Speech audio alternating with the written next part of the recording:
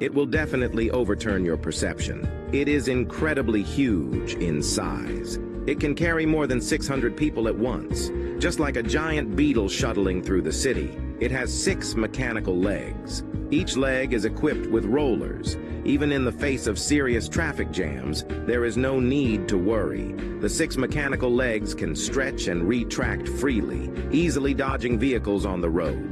Only 2 30-centimeter wide dedicated tracks need to be left on the road, and the bus can operate normally. The mechanical legs are firmly fixed on the tracks, with a speed of up to 80 miles per hour. In the event of a traffic accident on the road, the 6 legs of the bus can coordinate with each other, automatically retracting when encountering obstacles, and passengers won't feel any bumps. If there is a bridge ahead, the bus's mechanical legs can lower simultaneously, so the bus can pass smoothly. When the bus needs to travel long distances, it will transform into a single-row wheel drive. This can significantly reduce the cost of track construction.